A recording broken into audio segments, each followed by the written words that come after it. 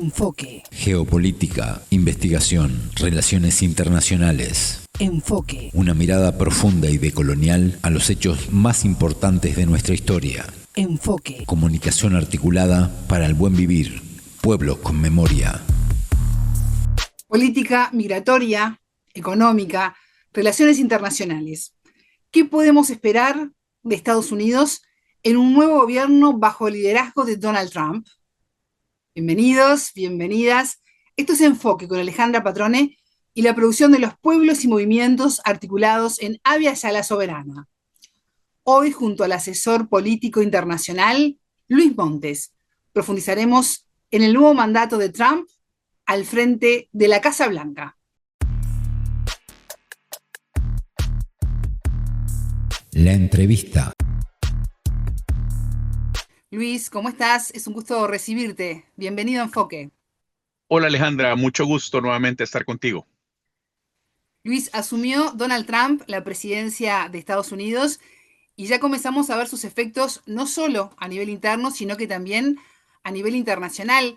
¿Cómo analizás su primer discurso y estas primeras acciones ya en estos poquitos días de Asunción?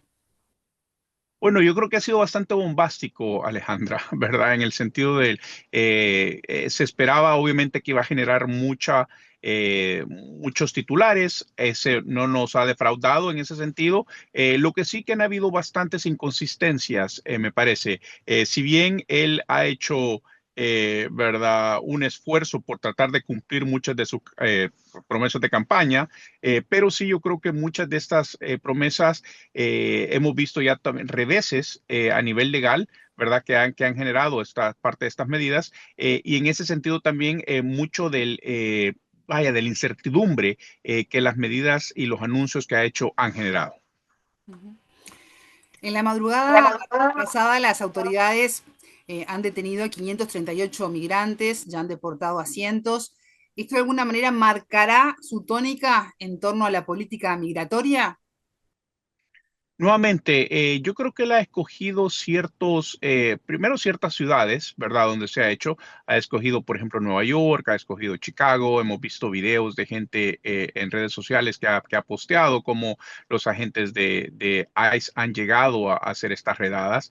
Lo que sí es cierto que, vaya, si ponemos en perspectiva 538 versus los 10, 11 o 20 millones que él mencionaba que iba a ser, yo creo que para llegar a ese número, ¿verdad? Si esta es una predicción de lo que ha pasado en las primeras horas, yo creo que está muy lejos de lograrlo, ¿verdad? Nuevamente, la hipérbole con la que habla. Y se escuchaba a un juez federal de Seattle bloqueando la aplicación por parte del gobierno de Trump de una orden ejecutiva que recorta el derecho a la ciudadanía automática por el nacimiento en Estados Unidos. ¿Puede esto generar algún efecto de contagio o algún tipo de cambio?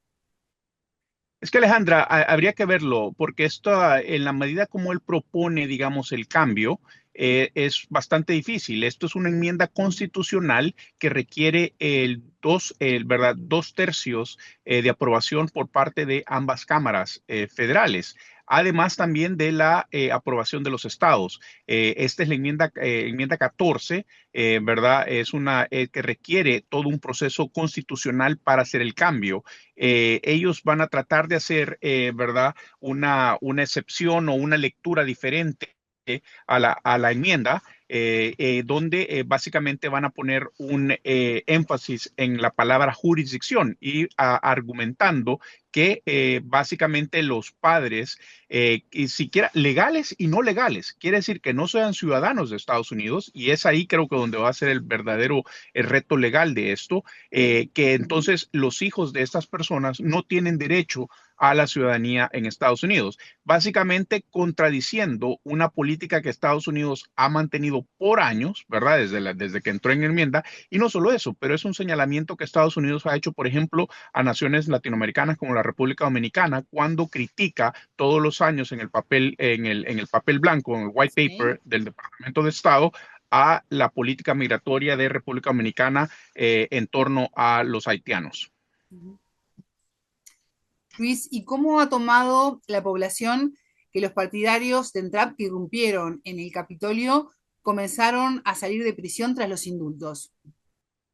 Eso es lo interesante, porque por un lado querés deportar a personas que han cometido crímenes, de nuevo, no es condonar, ¿verdad?, la criminalidad, pero que han cometido crímenes de menor gravedad, ¿verdad? Incluso, hay que decirlo, la ley migratoria habla de que si tú tenés dos faltas, no crímenes, dos faltas, estás ya en categoría de deportable, de acuerdo a la ley migratoria. Ahora él ha pasado esta orden ejecutiva que básicamente cualquier persona que cometa un crimen, ¿verdad? Es categoría portable. Y por el otro, ¿verdad? Hablamos de las contradicciones al principio de la conversación, es precisamente vas a unas personas, a más de 1,000 personas que han cometido traición a la patria. ¿Verdad? Porque eso es parte de los cargos que estas personas enfrentan y por los que algunos ya estaban penando hasta 22 años de cárcel, ¿verdad? El líder de una de las organizaciones y él viene y los absuelve. No solo absuelve a los de enero 6, sino que a otros grupos, a otras milicias, ¿verdad? Supremacistas que han tenido problemas con la justicia en Estados Unidos y simplemente entonces vemos que esta cuestión y que lo podemos incluso alargar a esta cuestión de diversidad, equidad e inclusión que él trata de hacer, que hay que, básicamente que él quiere manejar todo por mérito, pero vemos ese doble estándar y esa hipocresía al momento de ejecutar y de enforzar la ley. Luis Trump ya mantuvo un contacto telefónico con el presidente de El Salvador, Nayib Bukele. ¿Cómo es este acercamiento y cómo vislumbrás la relación con toda la región? Bueno, yo creo que, ¿verdad? Trump a través ¿verdad? De una, ¿qué? Afinidad ideológica hasta cierto punto, tanto con Bukele como con Milei, ¿verdad? Ha tenido cierta proximidad. Creo que ¿verdad?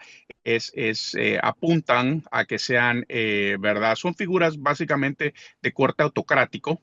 ¿Verdad? Que tienen bastante esa cuestión, que vaya, son los caudillos modernos ¿verdad?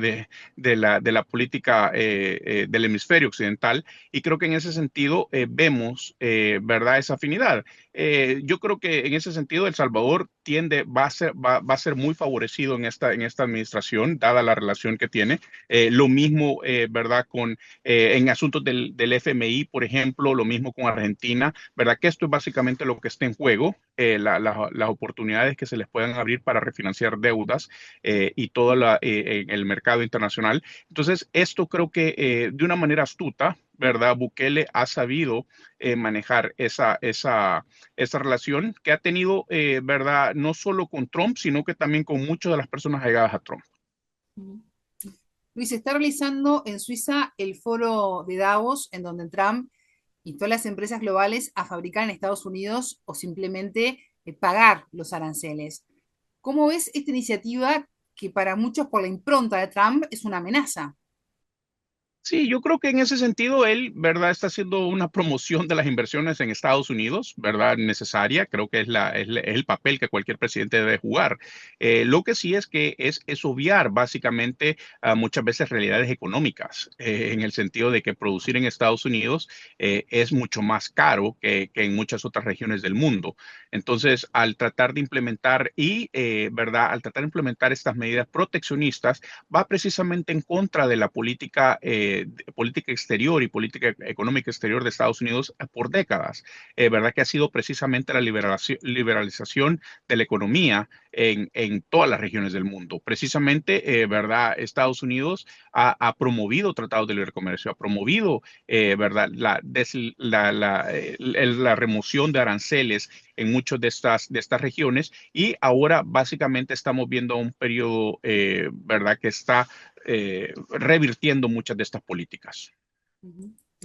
Esta investidura llega además con una alta expectativa en torno a un posible alto el fuego entre Hamas e Israel y lo que está sucediendo además en Ucrania. ¿Qué podemos esperar de estos conflictos bajo la era Trump? Bueno, según lo que él ha dicho, él está tratando de terminar, ¿verdad? Las guerras. Hemos visto que Putin no ha sido muy receptivo a las amenazas que él ha hecho en las últimas 48, 72 horas. Simplemente ni las ha honrado con una respuesta a él directamente, sino que ha puesto a su portavoz a contestar, en el caso de Putin. Hemos visto también que en Israel, ¿verdad? Si bien es cierto, Trump ha tratado de tomar crédito sobre esta negociación de la liberación de los rehenes, en realidad ha sido que, ¿verdad? El mensaje más importante es que la liberación ¿verdad? Tomó lugar un día completo antes de la inauguración y que normalmente eso en política tiene mucho simbolismo, porque si tú le quieres dar, por ejemplo, un regalo o un guiño, ¿verdad? A la persona que supuestamente es responsable por ¿verdad? Por esta negociación, simplemente esperas hasta las 12:01 de eso y, ¿verdad? Liberas a los rehenes, aunque ya la negociación ya esté hecha. Entonces, en ese sentido, creo que sí, no, digamos, la narrativa que Trump trata de poner no concuerda con la realidad y con los avances que hemos visto hasta el momento. ¿Y cómo viste el anuncio de salida del Acuerdo de París, algo que nos sorprende por la posición negacionista de Trump, y el anuncio de aumentar la exportación de petróleo? Bueno, y también a la salida de la Organización Mundial de la Salud, ¿verdad? También, muy importante. Estos son organismos, ¿verdad? Y acuerdos multilaterales, Alejandra, que son bastante importantes, no solo para, ¿verdad? Estados Unidos, sino que es para la transferencia de información y todo esto que genera. Imagínate en los momentos que, por ejemplo, en el noreste de Tanzania está ahorita un rebrote de la Marburg, de una enfermedad viral bastante ¿verdad? Importante, donde básicamente estos son cuestiones que se coordinan a través de la Organización Mundial de la Salud, la transferencia de información y todo esto. Al Estados Unidos básicamente aislarse de esto, nos estamos obstaculizando nosotros mismos este paso de información. Entonces, son básicamente, si bien son medidas populistas, ¿verdad? Para tratar de llenar a vaya, ese fervor de campaña todavía al momento de gobernar. Yo creo que son verdaderas medidas que a la larga negar, por ejemplo, el calentamiento global o el cambio climático a nivel mundial es retrógrado. Y también básicamente la falta de colaboración de Estados Unidos, pero precisamente el aislacionismo de Estados Unidos que está promoviendo Trump no es algo que es coherente con las posiciones de Estados Unidos a través de los años. Ujú. La relación entre la Casa Blanca y China durante el primer periodo de gobierno de Trump fue bastante tensa. ¿Se va a repetir esa situación en este periodo de gobierno? Hemos visto que la posición de Trump, ¿verdad? Con referencia a China y a Xi Jinping ha sido bastante suave, ¿verdad?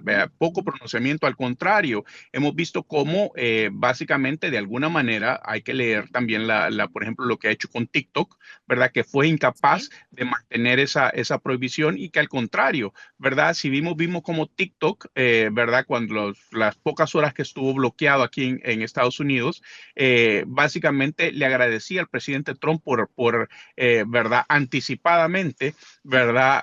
Reabrir la plataforma. Entonces, y esto sabemos de que esto tiene una conexión directa al gobierno chino. Esto es básicamente, ¿verdad? Una manera como Trump, que a pesar que ha hablado fuerte en contra de China, que ha hablado de tarifas, que ha hablado de aranceles, ¿verdad? Esto es una cuestión que busquemos cualquier récord de los últimos 96 horas. Poco o nada se ha dicho de China. Ujú, ujú. Luis, ¿y cuáles serían los principales desafíos que tiene Trump para este año 2025? ¿Qué es lo primero que debería atender? Bueno, yo creo que el proceso, por ejemplo, ahorita el proceso inflacionario que se viene en Estados Unidos va a ser bastante difícil. Hemos visto, por ejemplo, cómo la Reserva Federal hace 2 días, perdón, 3 días, el martes, simplemente no movió los intereses. Eso quiere decir que, ¿verdad? El proceso inflacionario todavía se mantiene. A pesar de que se ha reducido considerablemente, creo que estamos a un 2,7% ahorita de la inflación. Hemos venido niveles bastante altos. Esto, sumale, por ejemplo, a la crisis de huevos que hay en Estados Unidos, ha sido bastante curioso ver, por ejemplo, cómo la gente está posteando que los huevos en Estados Unidos, parte de que hablaba que Trump, que él iba a bajar la canasta básica, el precio de la canasta básica al tomar posesión, básicamente no se ha materializado, ¿verdad? La gente está preguntando si es que se necesita una orden ejecutiva, porque en inglés ex y ejecutivo, ¿verdad? Hacen el chiste de, ¿verdad? Sí. Entonces, es que si necesita una orden ejecutiva para precisamente bajar el precio de los huevos, cuando en realidad es una cuestión, ¿verdad? Que vaya, que ahora que Trump ya está en el poder, se da cuenta que estas son cuestiones que no están, ¿verdad? A la cuenta, pero él simplemente mantiene. ¿Verdad? Por ejemplo, en Davos lo hemos visto hablar de que cómo va a bajar los precios del petróleo y luego con el precio del petróleo, ¿verdad? Todo lo demás va a bajar. Estas son cuestiones que son en su narrativa, ¿verdad? Populista nuevamente puedan tener, pero simplemente contrasta con la realidad. Estamos ahorita en un momento bastante difícil. Esta imposición de aranceles en muchos de los productos precisamente puede generar una inflación, una presión inflacionaria todavía mucho mayor a la que hemos vivido en los últimos años, y creo que esto es lo que ahí es donde va a haber. Asumale también a las políticas migratorias, porque el momento que comience la deportación, esto lo que la gente no logra entender es el impacto que tiene en el mercado laboral. Ahora, muchas de las personas que están trabajando en esto son los que permiten, ¿verdad? Precisamente porque la mano de obra es accesible, ¿verdad? Es asequible. Entonces, precisamente pueden, por ejemplo, producir todavía y podernos comer un sándwich en muchos lugares por $5. El momento que la fuerza laboral simplemente desaparezca y que no esté disponible, el empresario, ese mismo empresario que muchas veces apoya a Trump, va a ser el que va a terminar pagando el doble o el triple por esa fuerza laboral que en estos momentos paga menos. Entonces, y si es que puede encontrar esa fuerza laboral. Entonces, creo que eso también va a generar la presión inflacionaria y son puntos de que a la larga esta narrativa populista va a terminar básicamente siendo contrarrestada por la realidad económica. Uh-huh. ¿Y qué rol tendrá el Partido Demócrata luego de haber perdido en las elecciones? Bueno, yo creo que lo importante del Partido Demócrata es, primero, que se conserve la unidad dentro del partido, ¿verdad?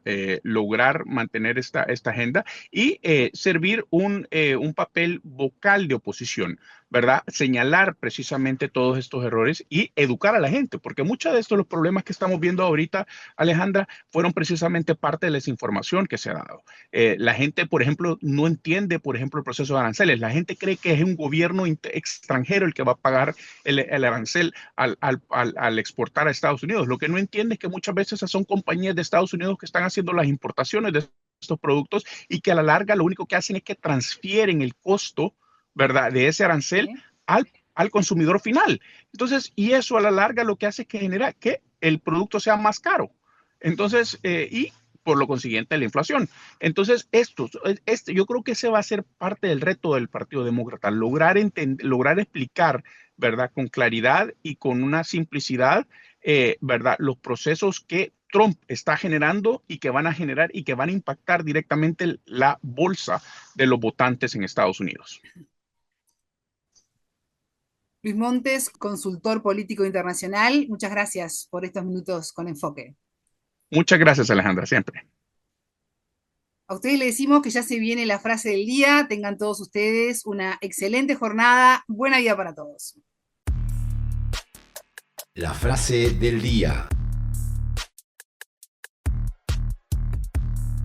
Básicamente, estos son cuestiones que se coordinan a través de la Organización Mundial de la Salud, la transferencia de información y todo esto. Al Estados Unidos, básicamente, aislarse de esto, nos estamos obstaculizando nosotros mismos este paso de información. Entonces, son básicamente, si bien son medidas populistas, ¿verdad?, para tratar de llenar aún, ese fervor de campaña todavía al momento de gobernar, yo creo que son verdaderas medidas que a la larga negar, por ejemplo, el calentamiento global o el cambio climático a nivel mundial es retrógrado. Y también básicamente la falta de colaboración de Estados Unidos, pero precisamente el aislacionismo de Estados Unidos que está promoviendo Trump no es algo que es coherente con las posiciones de Estados Unidos a través de los años.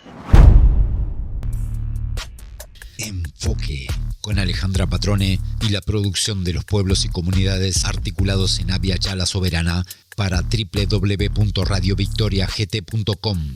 Transmiten Radio Dignidad de Honduras, Codecá Guatemala, Abya Yala Soberana, Minca Comunicaciones de Argentina, Rondas Campesinas de Perú y Radio Victoria de Guatemala.